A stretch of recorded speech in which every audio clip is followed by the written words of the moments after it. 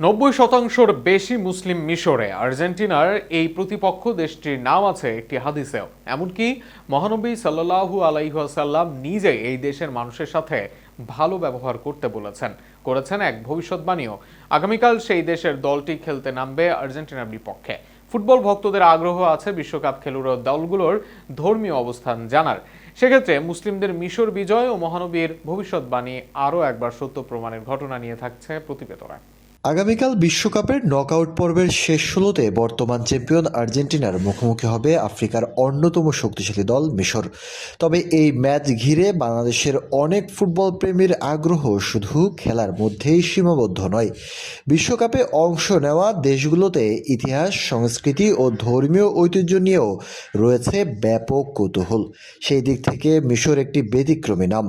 প্রায় ৯০% মুসলিম অধ্যুষিত এই দেশ ইসলামের ইতিহাসে অত্যন্ত গুরুত্বপূর্ণ এবং মহানবী হযরত মুহাম্মদ সাল্লাল্লাহু আলাইহি ওয়াসাল্লামের একটি প্রসিদ্ধ হাদিস মিশর বিজয়ের সুসংবাদ ও সেখানকার মানুষের সঙ্গে উত্তম আচরণের নির্দেশের উল্লেখ পাওয়া যায়। ইসলামের দ্বিতীয় খলিফা হযরত ওমর রাদিয়াল্লাহু তাআলা আনহু এর শাসন আমলে সেনাপতি আমর ইবনুল আস রাদিয়াল্লাহু তাআলা এর নেতৃত্বে মুসলিম বাহিনী রোমান বা বাইজেন্টাইন সাম্রাজ্যের বিরুদ্ধে ঐতিহাসিক মিশর অভিযান পরিচালনা করেন।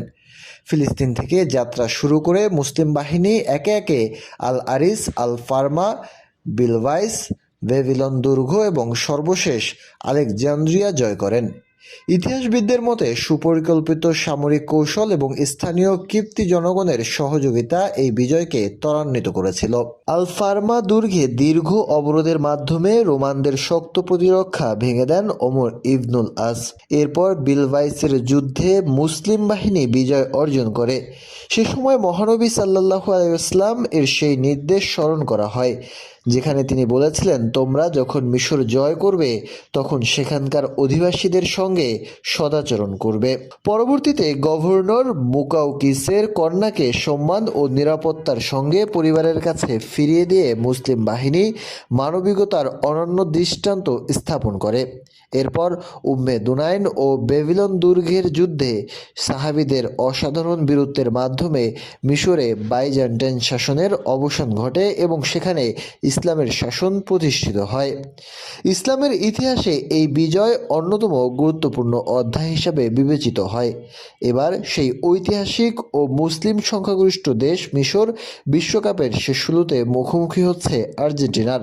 ফুটবলের এই মহারণে ইতিহাস বা ধর্মীয় পরিচয় নয়, শেষ পর্যন্ত পার্থক্য গড়ে দেবে এই দলের মাঠের পারফরমেন্স। কৌশল এবং মানসিক দৃঢ়তা, তবুও ইসলামী ঐতিহ্যের কারণে মিশরকে ঘিরে বিশ্বের কোটি কোটি মুসলিম সমর্থকদের আলাদা আবেগ ও আগ্রহ থাকাটাই স্বাভাবিক। আগামীকাল রাত 10টায় মাঠে গড়াবে আর্জেন্টিনা এবং মিশরের ম্যাচটি।